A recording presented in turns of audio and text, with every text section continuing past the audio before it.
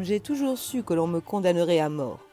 L'avantage de cette certitude, c'est que je peux accorder mon attention à ce qui le mérite, les détails. Je pensais que mon procès serait une parodie de justice. Il a été, en effet, mais pas comme je l'avais cru. À la place de la formalité vite expédiée que j'avais imaginée, j'ai eu droit au grand jeu. Le procureur n'a rien laissé au hasard. Les témoins à charge ont défilé les uns après les autres. Je n'en avais pas cru, mes yeux, quand j'ai vu arriver les mariés de Cana, mes premiers miraculés. Cet homme a le pouvoir de changer l'eau en vin, a déclaré l'époux avec sérieux. Néanmoins, il a entendu la fin des noces pour exercer son don. Il a pris plaisir à notre angoisse et à notre humiliation, alors qu'il aurait pu si facilement nous éviter l'une et l'autre. À cause de lui, on a servi le meilleur vin après le moyen. Nous avons été la risée du village. J'ai regardé calmement mon accusateur dans les yeux et il a soutenu mon regard, sûr de son bon droit. L'officier royal est venu décrire la mauvaise volonté avec laquelle j'avais guéri son fils. Comment se porte votre enfant à présent ? N'a-t-il pu s'empêcher de demander mon avocat, le commis d'office le moins efficace que l'on puisse concevoir. Très bien, le grand mérite. Avec sa magie, il suffit d'un mot. Les 37 miraculés ont déballé leur linge sale. Celui qui m'a le plus amusé, c'est l'expossédé. Ma vie est devenue d'une platitude depuis l'exorcisme. L'ancien aveugle s'est plaint de la laideur du monde. L'ancien lépreux a déclaré que plus personne ne lui octroyait l'aumône. Le syndicat des pêcheurs m'a accusé d'avoir favorisé une équipe à l'exclusion des autres. Lazare a raconté combien il était odieux de vivre avec une odeur de cadavre qui vous collait à la peau. À l'évidence, il n'a pas fallu les soudoyer, ni même les encourager. Ils sont tous venus témoigner contre moi, de leur plein gré. Plus d'un a dit combien cela le soulageait de pouvoir enfin vider son sac en présence du coupable. En présence du coupable ? Je suis un faux calme. Il m'a fallu beaucoup d'efforts pour écouter les litanies sans réagir. À chaque fois, j'ai regardé le témoin dans les yeux, sans autre expression qu'une douceur étonnée. À chaque fois, on a soutenu mon regard avec morgue. On m'a défié, on m'a toisé. La mère d'un enfant que j'avais guéri est allée jusqu'à m'accuser de lui avoir gâché la vie. Quand le petit était malade, il se tenait tranquille. À présent, ça gigote, ça crie, ça pleure. Je n'ai plus une seule minute de paix, je ne dors plus la nuit. N'est-ce pas vous qui aviez demandé à mon client de guérir votre fils, a interrogé le commis d'office ? De le guérir, oui. Pas de le rendre aussi infernal qu'il l'était avant sa maladie. Peut-être auriez-vous dû préciser ce point. En vérité, il n'a pas fallu les pousser à témoigner à charge, mais ils l'ont ardemment désiré. La complaisance avec laquelle chacun a parlé contre moi m'a stupéfié. D'autant que ce n'était absolument pas nécessaire. Tous savaient que je serais condamné à mort.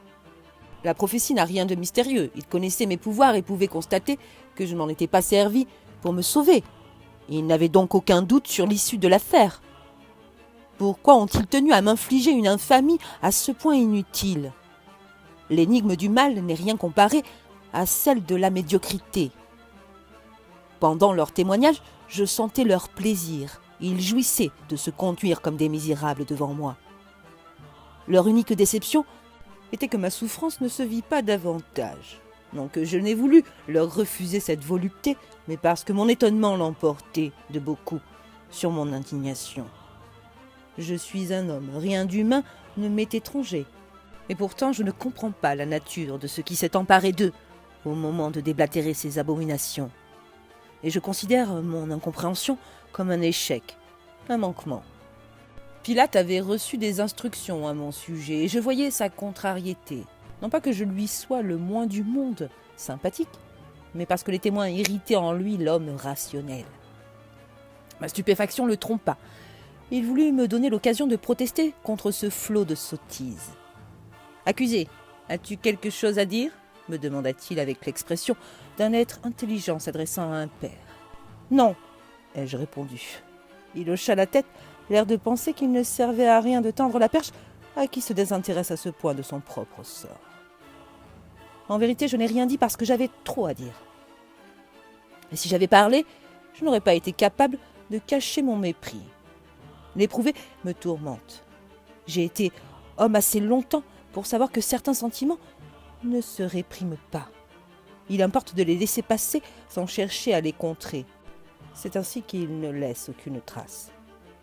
Le mépris est un démon dormant. Un démon qui n'agit pas ne tarde pas à s'étioler. Quand on est au tribunal, les paroles ont valeur d'acte. Taire mon mépris revenait à l'empêcher d'agir. Pilate consulta ses conseillers. La preuve que ces témoignages sont faux, c'est que notre homme n'exerce aucune magie pour se délivrer. Aussi, n'est-il pas le motif pour lequel nous exigeons une condamnation ? Je sais, je ne demande qu'à le condamner. Seulement, j'aurais apprécié de ne pas avoir l'impression de le faire pour des fumisteries. À Rome, il faut au peuple du pain et des jeux. Ici, il faut du pain et des miracles. Bon, si c'est de la politique, cela ne me dérange plus.